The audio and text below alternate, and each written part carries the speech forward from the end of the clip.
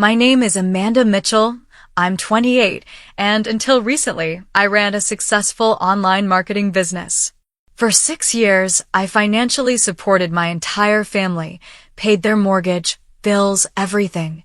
Then last month, a fire destroyed my apartment and office. I lost everything.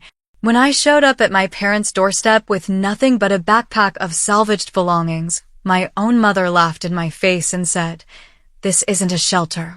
That night, I made a decision that changed everything. Before I tell you what happened after I cut every penny, let me know where you're watching from and hit subscribe if you want more stories about setting boundaries with toxic family members. I grew up in Rochester, New York, in a household where money was always a problem, not because we didn't have it, but because my parents couldn't manage it. My father, Gary, now 52, has never held a job longer than 18 months. He'd get hired somewhere, start strong, then either quit over some perceived slight or get fired for missing too many days. What he never missed, though, was his weekly poker game with friends, which usually ended with him coming home cursing about his bad luck. My mother, Karen, 50, compensated for her unhappiness by shopping. She had 12 credit cards by the time I was in high school, most of them maxed out. Her closet was packed with clothes that still had tags on them, while she complained we couldn't afford my school supplies. "Amanda, you don't understand adult responsibilities," she'd say whenever I questioned their spending. By 16, I was working after school at the local grocery store while maintaining a 4.0 GPA. I understood responsibility better than they ever did. My younger brother Jason, now 26, followed in our father's footsteps. He dropped out of community college after one semester because entrepreneurs don't need degrees. His entrepreneurial ventures included a lawn care business, abandoned after he realized it required waking up early, an energy drink distribution scheme, which was actually an MLM that cost him $3,000, and a food truck that never made it past the planning stage, though it cost me $22,000. My sister Stephanie, 24, was my mother's protege. Beautiful and socially gifted, she learned early that crying to daddy usually resulted in getting whatever she wanted, despite our limited funds. When she didn't get her way, the silent treatment followed, sometimes for weeks. As we grew older, her demands escalated from toys to designer clothes to a lavish wedding that nearly bankrupted me. I was the anomaly in our family, the responsible one. I worked every summer and after school during the year. I applied for every scholarship I could find and managed to attend state university with minimal loans. I graduated with a business degree while working 3 jobs: barista in the morning, student assistant during the day, and waitress on weekends. The summer after graduation, I landed a marketing position at a local agency. I worked there for 2 years, living frugally and saving every penny while my colleagues bought new cars and took exotic vacations. At night and on weekends, I built my own client base, creating websites and managing social media for small businesses. By 24, I had enough clients to quit my day job and start my own marketing firm. Within 6 months, I was making more than both my parents combined. That's when the requests started. It began innocently enough. Mom needed help with the electric bill one month because Dad had been laid off again. Then Dad's car broke down and they couldn't afford repairs. I helped because that's what family does, right? The first year of my business, I probably gave them about $8,000 total, not a small amount, but manageable with my growing income. I felt good about being able to help my family. The second year, everything changed. Dad lost his job again, and they fell behind on their mortgage. Mom called me sobbing, saying they might lose the house I grew up in. "We've tried everything, Amanda. You're our only hope." I took over their $1,700 monthly mortgage payment, telling myself it was temporary. By year 3, temporary had become permanent. I was now paying their mortgage, utilities, and car insurance. When Jason came to me with his food truck idea, I couldn't say no. He seemed so passionate, so convinced this would be his big break. The $22,000 investment disappeared within 4 months, with nothing to show for it except a half-wrapped truck that sat in our parents' driveway until they sold it for scrap. Year 4 brought Stephanie's wedding. She'd gotten engaged to a nice enough guy who worked in sales, but couldn't afford the dream wedding she'd been planning since childhood. When Mom called asking if I could chip in, I asked for a budget. The number $35,000 made me choke on my coffee. That's more than reasonable for a modest wedding these days, Mom insisted. I ended up paying for everything from the venue to the honeymoon in Bali. The 5th year, Dad needed emergency gallbladder surgery. While he had basic insurance through his newest job, the deductible was high. I covered the $8,500 medical bills, plus bought him a used car when his finally died. Mom's shopping addiction worsened, and I found myself paying off her credit cards to keep their credit score from tanking completely. By year 6, last year, I was fully supporting my entire family. My parents hadn't paid their own mortgage in 4 years. I covered all their utilities. I paid for Jason's rent after his 3rd roommate kicked him out for not contributing. I helped Stephanie with her car payment when she decided she needed a brand new SUV despite having no children. All told, I was spending over $6,000 a month on my family while trying to grow my business. The gratitude that had been present during that first year had long since vanished. My help wasn't appreciated, it was expected. When I couldn't immediately transfer money for Stephanie's emergency, a sale at Nordstrom, she wouldn't speak to me for days. When I suggested Dad look into a more stable job, Mom accused me of calling him a failure. After everything we've done for you became her constant refrain, though I couldn't recall exactly what they'd done besides provide the legally required minimum when I was a child. I missed vacations with friends because someone always needed something. I postponed buying my own home because my money was tied up in everyone else's lives. I worked 60-hour weeks to maintain the income needed to support 5 adults. Deep down, I knew this wasn't right. But every time I considered cutting back, the guilt would overwhelm me. Family takes care of family, Mom would say. And I believed her, even though the care only seemed to flow in one direction. The smoke alarm woke me at 2:17 a.m. on a Tuesday in April. At first, I thought it was my phone alarm malfunctioning, but the piercing sound was too urgent, too insistent. When I opened my bedroom door, thick black smoke immediately forced me to drop to my knees. My apartment was on the 3rd floor of a converted Victorian house. I'd chosen it specifically because the spacious front room made a perfect home office.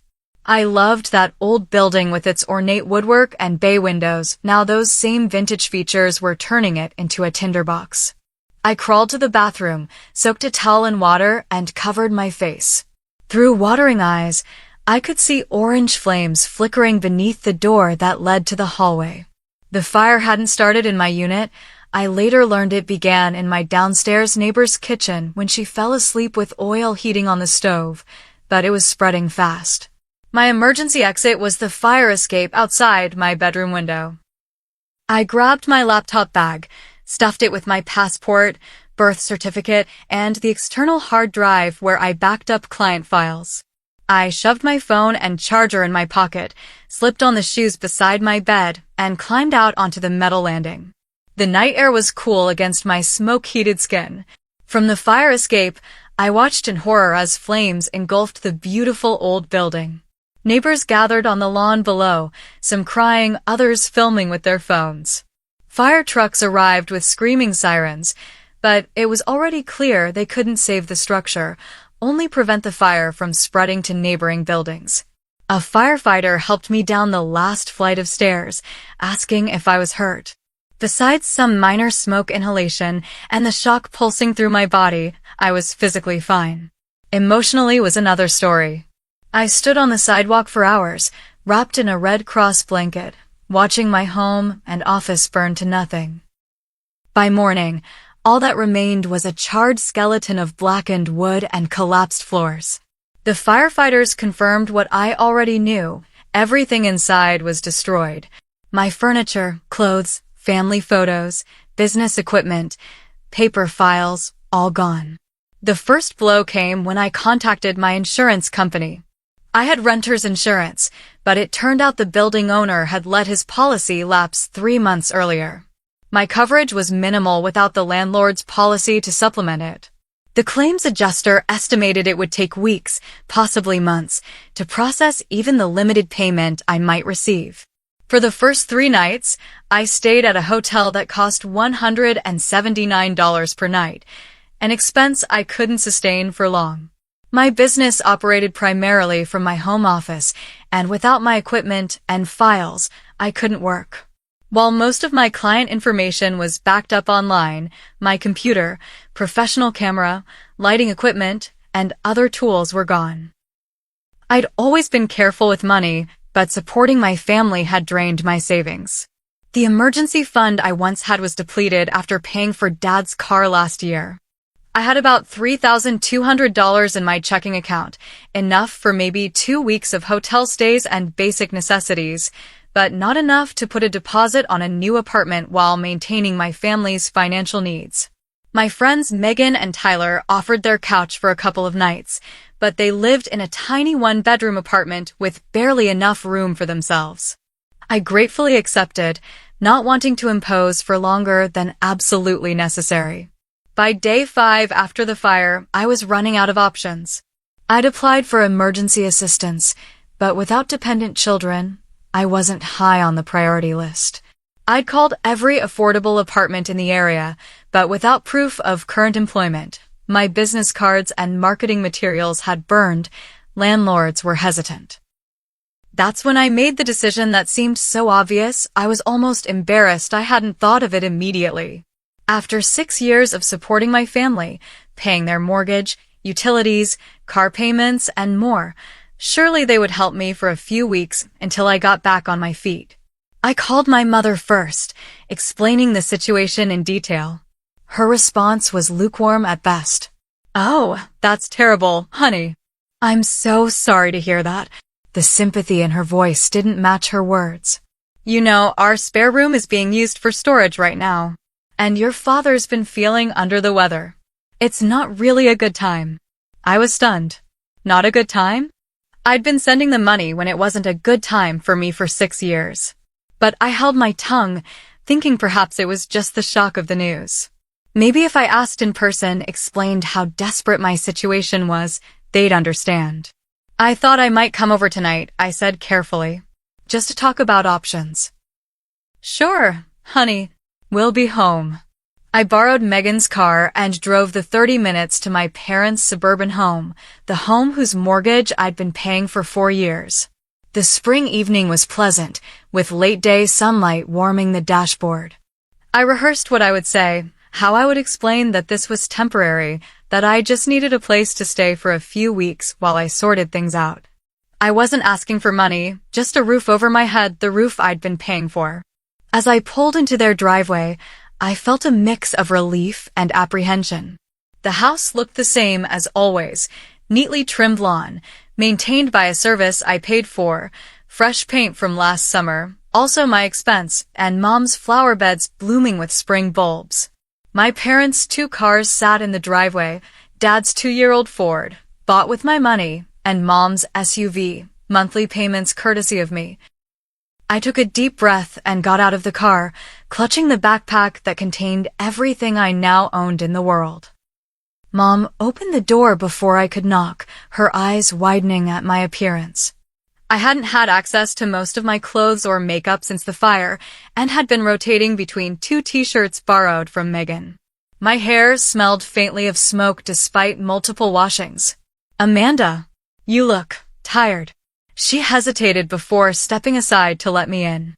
The house was immaculate, as always. Fresh flowers sat on the entryway table, and I could smell something baking in the kitchen.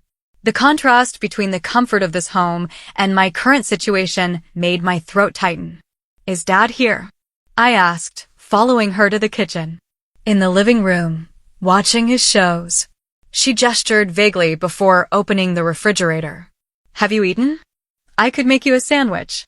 "I'm not hungry, thanks."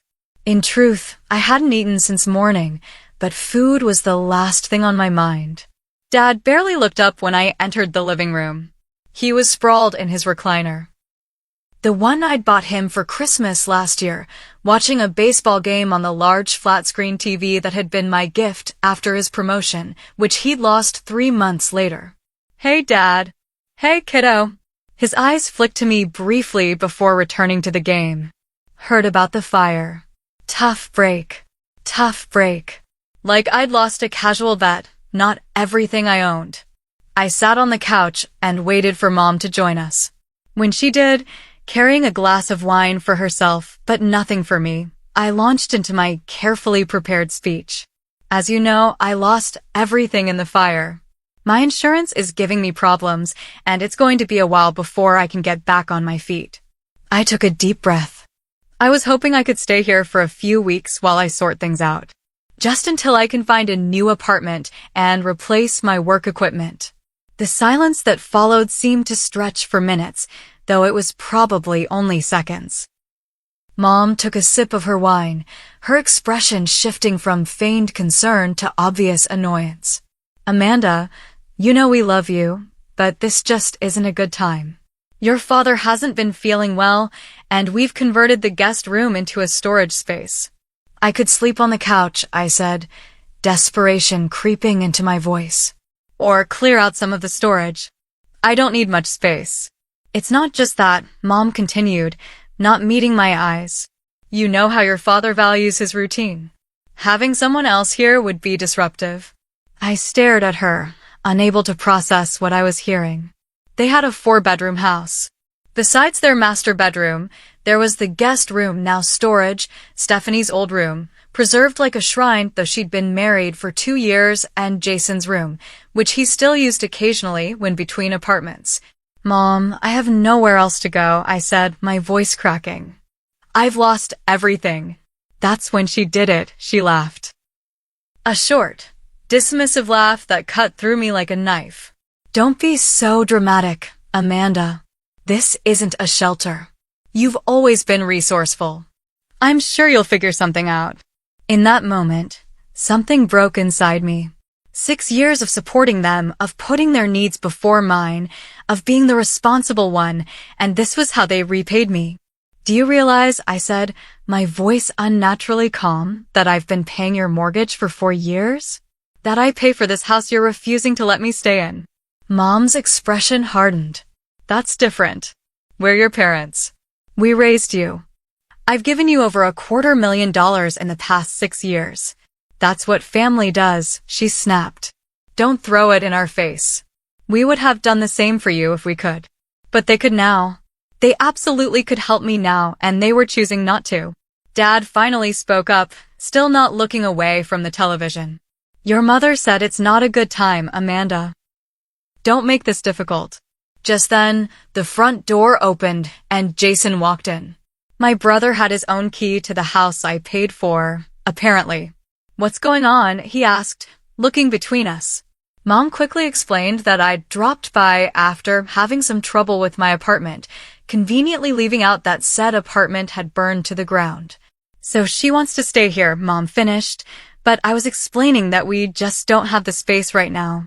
Jason frowned. "In my room? No way.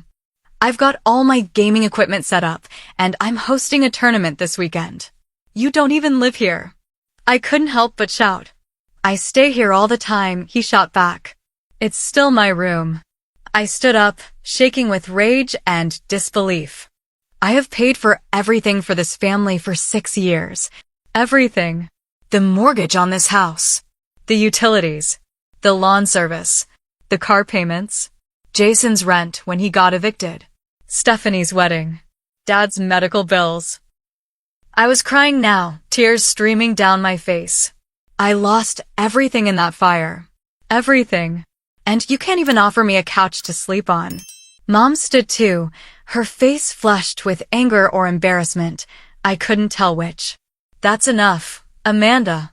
If you only helped us so you could throw it in our faces later, then maybe you should stop." "Maybe I should," I whispered. As if on cue, Mom's phone rang. She glanced at it, then answered. Hi, Stephanie. Yes, she's here. A pause. Actually, I think she's just leaving. I could hear my sister's voice on the other end, asking questions. Mom handed me the phone. She wants to talk to you. With trembling hands, I took the phone. Hello. Amanda, Mom texted me about the fire. I'm so sorry. Stephanie's voice held more genuine sympathy than either of our parents had shown. For a brief moment, I felt a surge of hope. Thanks, Steph. It's been rough. I was asking Mom and Dad if I could stay here for a bit while I figure things out. Oh! Her tone changed immediately. Well, I'd offer our place, but you know how small it is. And Ryan's mother is visiting next week. A pause. I could lend you some clothes, though? Maybe send a gift card for takeout. The last thread of hope snapped. Don't worry about it, I said flatly and handed the phone back to Mom without saying goodbye. I grabbed my backpack from where I'd set it by the couch. No one spoke as I walked to the front door. No one tried to stop me. As I opened the door, rain had started falling, a perfect cinematic touch to the worst day of my life. Amanda, Mom called as I stepped outside. I turned, thinking perhaps she'd had a change of heart. Instead, she said, "Will you still be sending the mortgage payment on the 1st? We have that property tax bill coming up." I didn't answer. I couldn't. I simply turned and walked to my borrowed car, the rain soaking through my thin t-shirt. In the car, I sat with the engine off, staring at the house through the rain-streaked windshield. 6 years of support, of sacrificing my own dreams to keep them comfortable, and they couldn't offer me a couch for a few nights. The weight of that rejection crushed down on me until I could barely breathe. I put my head on the steering wheel and sobbed, deep, painful sobs that came from somewhere primal inside me. In that moment, parked outside the house I'd been paying for, I realized a devastating truth. To my family, I wasn't a daughter or a sister. I was an ATM. And ATMs don't need shelter. I spent that night in Megan's car, parked behind a 24-hour Walmart. I couldn't face going back to her apartment and explaining what had happened. The humiliation was too raw, too fresh.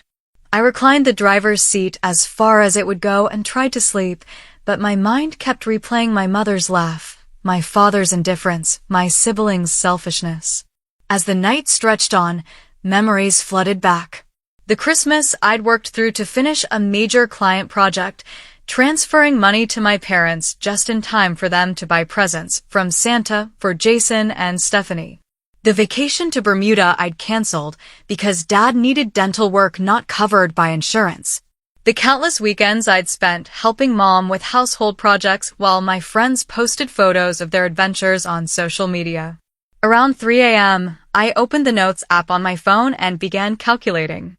Mortgage payments for 4 years, $81,600. Utilities for 6 years, approximately $18,000. Car payments for both parents over 3 years, $32,400. Jason's failed business ventures, $38,000. Stephanie's wedding and subsequent emergencies, $47,000. Various medical bills, credit card payments, insurance premiums, and miscellaneous expenses, roughly $63,000. The total stared back at me from my phone screen, $280,000. Over $250,000 gone. Not invested in my future, not saved for a home of my own, not used to grow my business to the next level, just gone, poured into the bottomless pit of my family's needs and wants. And what had I gotten in return? Not even a couch to sleep on when I had nothing. As dawn broke, I drove to a 24-hour diner. I was exhausted, hungry, and desperately needed coffee. The place was nearly empty, just a few truckers at the counter and an elderly couple in a corner booth. I slid into a booth by the window and ordered coffee and pancakes from a waitress whose name tag read Rebecca. When she brought my food, she paused, studying my face. Rough night. I must have looked terrible, unwashed, red-eyed, still wearing the same clothes. My apartment burned down yesterday, I said, surprising myself with the honesty. I lost everything. Oh honey, I'm so sorry. Her sympathy seemed genuine, unlike my mother's performance. Do you have somewhere to stay? I shook my head, tears threatening again. I asked my family, but they said no. After everything I've done for them. Rebecca slid into the booth across from me. Family can be the worst sometimes. My brother did the same to me years ago. I'd been sending him money for years, then when I needed help, suddenly he was too busy. She patted my hand. But you know what? Best thing that ever happened to me. Made me realize I needed to put myself first for once. She gave me a few minutes of kindness before other customers needed her attention. It wasn't much, but that small interaction with a stranger who showed more compassion than my own family was the final push I needed. I paid my bill, leaving Rebecca a tip larger than I could really afford, and drove to the nearest extended stay motel. It wasn't fancy, but it was clean and safe. I used my nearly maxed out credit card to book a room for 2 weeks. It would take most of my available credit, but it would give me a base of operations to figure out my next steps. In the small motel room with its generic artwork and polyester bedspread, I opened my laptop and created a spreadsheet. In one column, I listed every financial connection I had with my family. Parents' mortgage, automatic payment from my account on the 1st. Parents' utilities, automatic payments on various dates. Dad's car payment, automatic payment on the 15th. Mom's credit card minimum payments, automatic payment on the 22nd. Jason's rent, direct transfer on the 1st. Stephanie's car insurance, automatic payment on the 10th. In the next column, I listed steps to sever each connection. Call mortgage company to stop automatic payment. Cancel utility automatic payments. Contact auto loan company to remove my name. Cancel automatic payments to credit cards. Stop all bank transfers.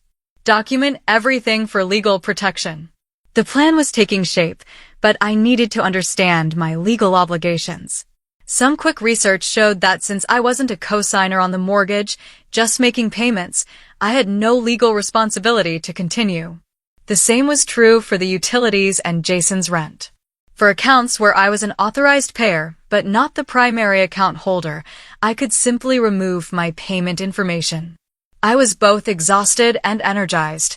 The weight of my family's expectations had been crushing me for years, but now, ironically, having nothing meant I had nothing left to lose. I drafted an email to my family. I wrote and rewrote it several times, trying to find the right balance between explanation and boundary setting. I didn't want to be cruel, despite everything. These were still the people I'd loved my whole life, but I needed to be clear and firm. The final version read, Mom, Dad, Jason, and Stephanie. After yesterday's conversation, I've come to a decision that's been a long time coming. Effective immediately, I will no longer be providing financial support to any of you.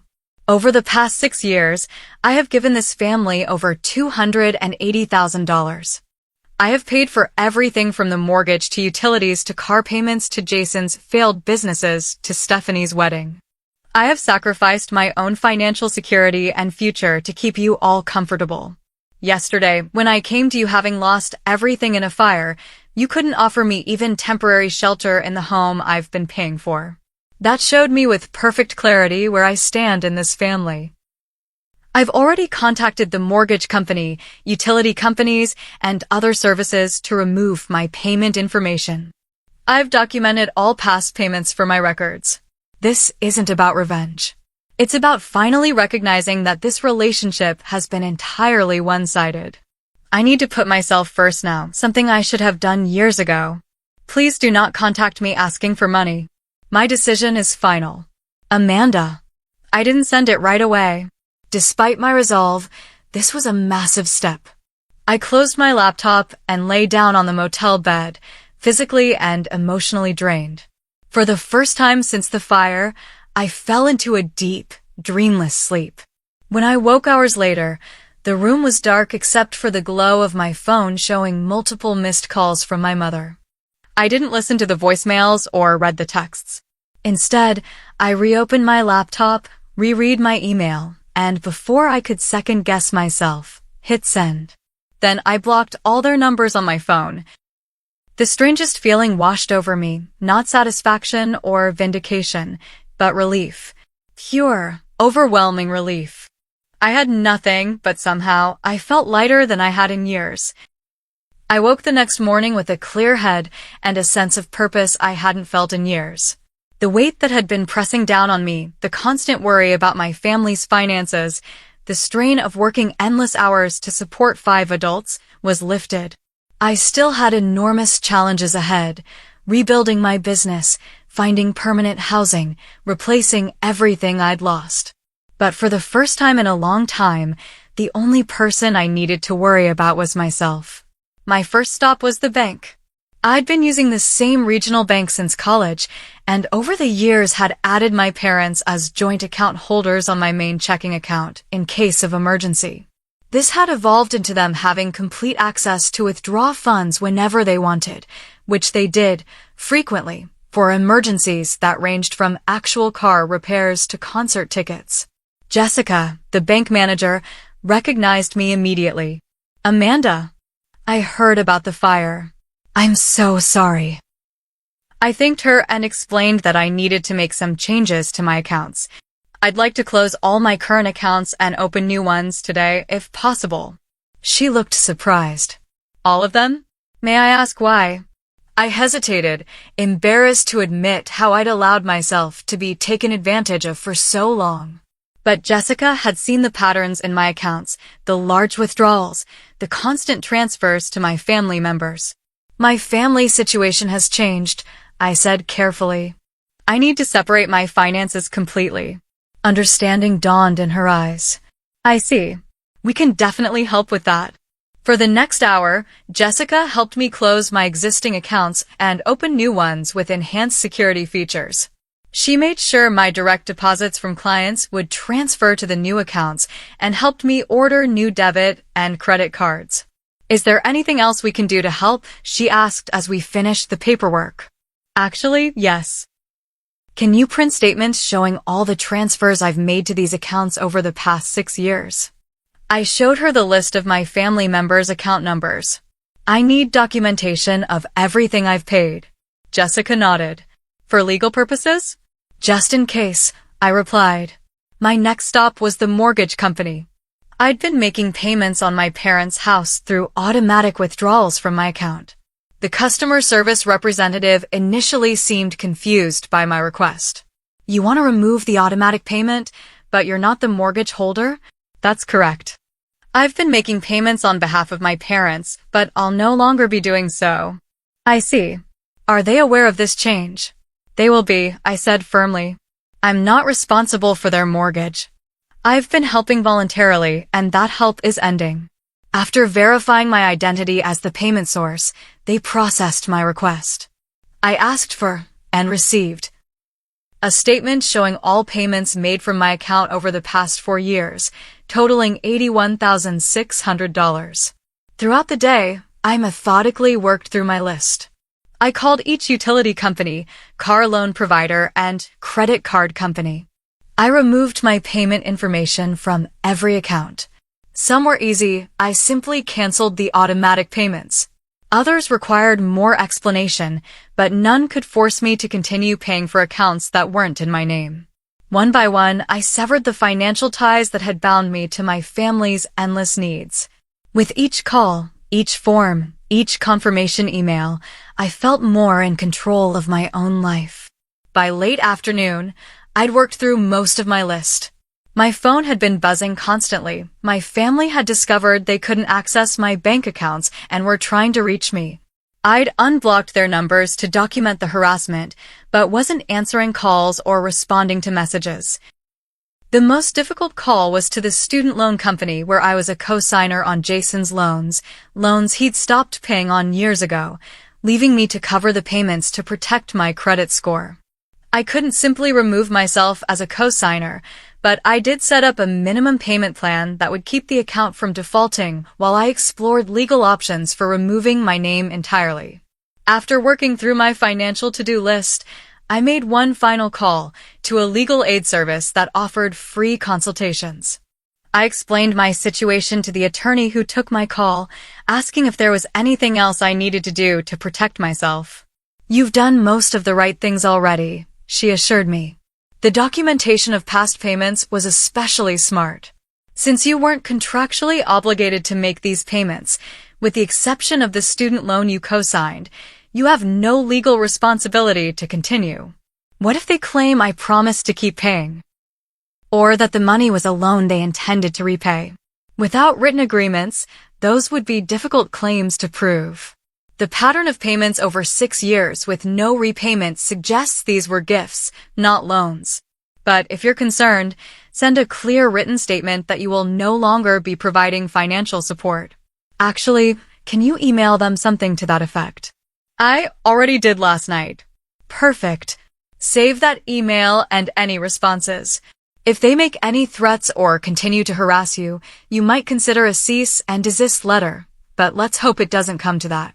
After thanking her for her time, I sent one final email to each family member individually with screenshots of bank statements showing the total amounts I'd given them over the years. I didn't include any emotional language, just facts and figures. To each, I attached a PDF with a detailed accounting of exactly what I'd paid for and when. The totals were staggering when laid out chronologically. To my mother, total support provided, $124,350. Mortgage payments, $81,600. Utility payments, $12,480. Credit card payments, $19,270. Miscellaneous expenses, $11,000. To my father, total support provided, $62,800.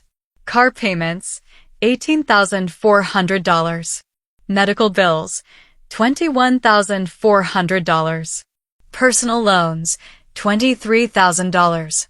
To Jason, total support provided, $56,900. Food truck business, $22,000. Rent payments, $19,200. Student loan payments, $8,700. Miscellaneous expenses, $7,000. To Stephanie, total support provided, $56,950. Wedding expenses, $35,000. Car-related expenses, $14,750. Personal loans, $7,200. I ended each email with the same message. This is a record of the financial support I have provided. I am sending this as documentation only, not to request repayment.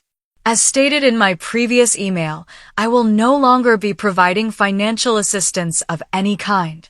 Please respect this boundary. Then I set up an auto-reply on my email and a similar automatic text response. I am currently unavailable as I rebuild after losing my home and business in a fire. If this is regarding a past financial arrangement, please note that I am no longer providing financial support. If this is a client or business contact, please leave a detailed message and I will respond as soon as possible. That evening, I sat in my motel room feeling a strange mix of emotions, grief for the relationships I'd thought I had, anger at being used for so long, anxiety about my uncertain future, but underlying it all, a profound sense of liberation. I had less than $1,000 in my new bank account, a nearly maxed-out credit card, and a motel room booked for 13 more days. But for the first time in years, every dollar I earned going forward would be mine to use as I chose. I ordered a pizza, took a long shower, and slept better than I had since before the fire. The constant knot of stress that had lived between my shoulder blades for years had finally begun to loosen. By the time I woke up the next morning, I had 52 missed calls. 23 were from my mother. The timestamps showed she'd started calling at 7:03 a.m. and continued every 15 to 20 minutes until midnight. Her early voicemails were angry. "Amanda, what do you think you're doing? Call me back immediately." I can't believe you closed the accounts without telling us. We have bills due. By midday, her tone had shifted to confused indignation. I don't understand why you're doing this. After everything we've done for you. Your father is very upset. Is this really how you want to treat your family? The evening messages turned tearful and manipulative. Please, Amanda. We need you. We can't make the mortgage payment without you. What are we supposed to do? End up homeless? Is that what you want? My father had called 8 times, but left only 2 voicemails. The first was just background noise, as if he'd accidentally triggered the recording. The second was brief and threatening. You need to fix this, Amanda. Now. Jason had called 12 times, his messages growing increasingly aggressive. What the hell, Amanda? Mom's freaking out. I was counting on that money for rent. My landlord's going to evict me. You're really going to screw over your own family? What kind of person does that? His final message was slurred, obviously drunk. You think you're better than us? You're nothing. Nothing. Stephanie had called 9 times. Her first message was actually sympathetic. Amanda, I'm sorry about what happened at Mom and Dad's. That wasn't right. Call me, okay? But when I didn't respond, her subsequent messages quickly devolved. I know you're upset, but cutting everyone off is extreme. We need to talk about this. My car payment is due next week. I'm going to be late if you don't help. Fine. Be that way. I always knew you were jealous of me. The text messages followed a similar pattern. Mom. The mortgage company called. Payment didn't go through. Fix this now. Dad, your mother is in tears. Hope you're happy. Jason, need $800 for rent by tomorrow or I'm evicted. Stephanie, my credit score will be ruined if you don't make that car payment. Mom again, I've always been there for you. How can you do this to us? The messages continued throughout the day, ranging from guilt trips to outright threats to desperate pleas. I read them all but responded to none.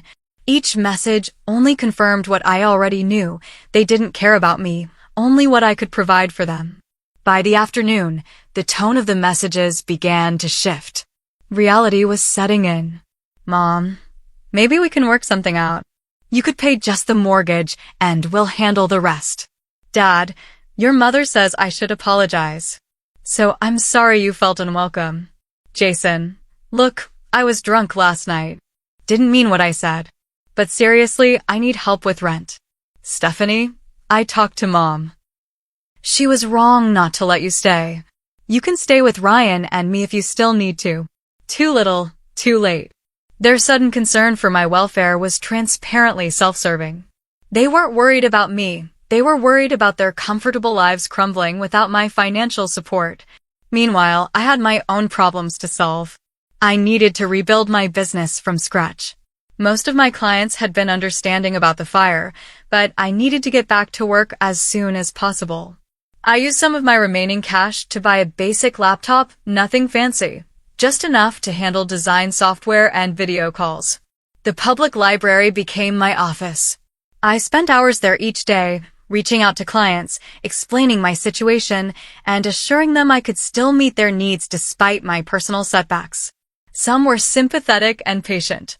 Others needed immediate work and couldn't wait. I lost 3 clients that first week, but managed to keep the rest. During one of my library sessions, I met Diana, the owner of a local print shop. She overheard me on a client call explaining that I was working from the library after losing my home office in a fire. I couldn't help overhearing, she said when I ended the call. I have a small office in the back of my shop that I'm not using. It has internet and a desk. You're welcome to use it until you get back on your feet. I was stunned by the kindness from a complete stranger. I couldn't impose like that. It's sitting empty anyway, she insisted. And I could use some help with my website when you have time. Maybe we could trade. That same day, through Diana, I met Rachel, a landlord who owned several properties in the area. When she heard my story, the real story, not the edited version I gave most people, she offered me a small 1-bedroom apartment at below market rent. It needs painting and some minor repairs, she explained. If you're willing to do the work yourself, I'll knock $200 off the monthly rent and waive the security deposit. The apartment was tiny and dated, with faded wallpaper and worn carpeting, but it was clean and structurally sound. The day I signed the lease, Diana showed up with pizza and a housewarming gift, a second-hand desk she'd had in storage. For your new home office, she said with a smile. Slowly, I began to rebuild. I spent evenings painting the apartment and weekdays working from Diana's back office. I found a second-hand couch on Facebook Marketplace and bought dishes from the dollar store. It wasn't much, but it was mine and no one could take it away from me. As the weeks passed, the calls and messages from my family gradually decreased. They'd realized I wasn't going to change my mind. Mom still called every few days, but her messages had become resigned rather than demanding. We had to take out a loan to cover the mortgage, she reported, clearly expecting me to feel guilty. Your father had to get a second job at the hardware store. At his age, Jason got evicted. He's sleeping on our couch now. I listened to the messages, but continued not to respond. Each update only confirmed that they'd been capable of solving their own problems all along. They just hadn't wanted to. About a month after I cut them off, I was working at the print shop when Diana poked her head in. There's someone here asking for you. A woman. Says she's your mother. My heart raced. I don't want to see her. Diana nodded, understanding immediately. I'll tell her you're not here. No, I said, standing up. I'll tell her myself. My mother stood by the counter, looking out of place in her expensive clothes and perfectly styled hair. When she saw me, her expression brightened. Amanda, finally, you've been impossible to reach. I kept my voice calm and professional, aware of customers in the shop. I've been clear about my boundaries, Mom. I don't want to talk. Don't be ridiculous. We're family. We need to discuss this situation. She lowered her voice. Your father and I are struggling. The bank is threatening foreclosure. I'm sorry to hear that. You should talk to a financial advisor. Her eyes narrowed. Is that all you have to say? After everything we've done for you. What exactly have you done for me, Mom? When I lost everything and needed a place to stay, you laughed in my face. That was a misunderstanding. I was stressed. You know how your father gets when his routine is disrupted. I shook my head. It wasn't a misunderstanding. It was a moment of clarity. For 6 years, I gave you everything, and when I needed the bare minimum in return, you showed me exactly where I stood. So that's it? You're punishing us because we couldn't accommodate you for a few days. I'm not punishing anyone. I'm taking care of myself for the first time in my adult life. You're all capable adults. Figure it out, just like I had to. Her face hardened. I never thought my own daughter would be so cold. So selfish. I almost laughed at the irony. Goodbye, Mom. Please don't come here again.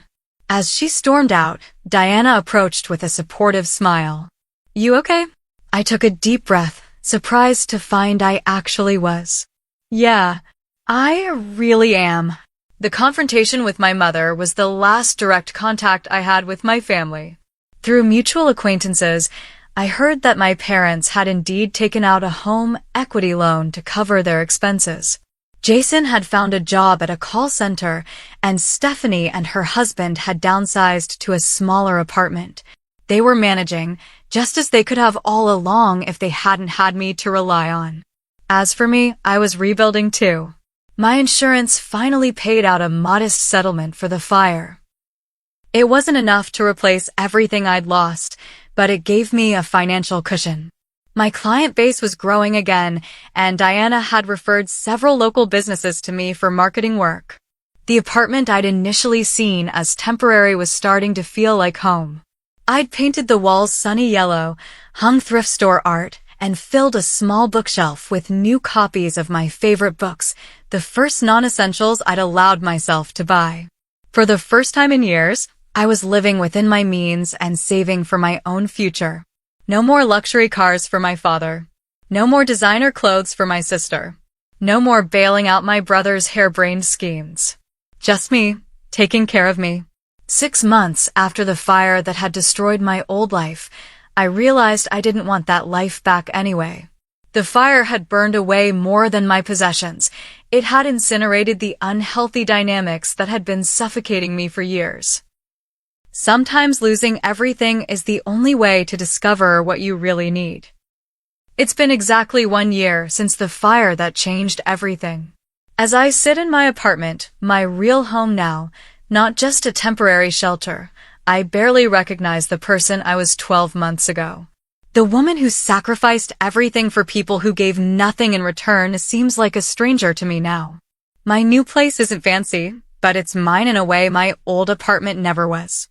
I've painted each room a different color, bold choices I never would have made before. The living room is a warm terracotta, the bedroom a peaceful sage green, the small home office a cheerful yellow. Second-hand furniture that I've lovingly restored fills the space. It's eclectic and imperfect, but every item represents a choice I made for myself, not an obligation to someone else. After the fire, Diana's offer of office space evolved into a business partnership. We combined her print shop with my digital marketing services to create a full-service marketing agency for local businesses. We're small but growing steadily, with a client list that has doubled in the past 6 months. The insurance settlement finally came through, larger than I initially expected thanks to a diligent adjuster who fought for fair compensation. I used part of it to buy new equipment for the business and invested the rest, my first real savings for the future. Weekly therapy sessions with Dr. Laura have been instrumental in my healing process. What you experienced was financial abuse, she told me during our first session, giving a name to the dynamic I'd been trapped in for years. But they're my family, I protested. Isn't family supposed to help each other? Family support should be reciprocal, she explained gently. When it consistently flows in only one direction, that's exploitation, not family. Through therapy, I've come to understand the complex emotions that kept me locked in that unhealthy pattern for so long. The guilt instilled from childhood. The false responsibility I felt for my family's well-being. The way they manipulated my empathy and twisted my generosity into obligation. You didn't cause their problems, Dr. Laura reminded me often. And you cannot fix them. They're adults responsible for their own choices. It was a simple truth, but one I'd never fully understood until now. One of the most surprising developments in my recovery has been the formation of genuine friendships. Diana and Rachel became not just business partner and landlord, but true friends who expected nothing from me beyond mutual respect and occasional dinner companionship. I'd been so consumed with my family's needs for so long that I'd forgotten what balanced relationships felt like. Through Diana, I met others in the local business community, people who valued my skills and ideas, not just what I could give them. I joined a book club at the library and a weekend hiking group. Slowly, I built a circle of connections based on shared interests and authentic care rather than obligation and guilt. 6 months after I cut ties with my family, a letter arrived from my father. It was brief and awkwardly written. Amanda, I know I've never been the father you deserved. Your mother and I made many mistakes. We took advantage of your generosity and failed you when you needed us. The past months have been difficult, but necessary. We're learning to stand on our own feet again. Jason has kept his job for 4 months now, a new record. Stephanie and Ryan have moved to a smaller place and are expecting a baby in March. I'm not asking for money or forgiveness. Just wanted you to know we're okay, and I hope you are too. Dad. I read the letter several times, searching for the manipulation hidden between the lines, but found none. It wasn't a grand apology or a request to reconcile. Just a simple acknowledgement of reality and what sounded like genuine concern for my well-being. I decided not to respond, but I kept the letter. It felt like closing a chapter not with anger or resentment, but with quiet acceptance that some relationships cannot and should not be saved. Last month, at a regional marketing conference, I met Brian, the owner of a web development company in a neighboring town. We connected over shared business challenges and a mutual love of 90s alternative rock. After several professional meetings that gradually became less about work and more about getting to know each other, he asked me to dinner.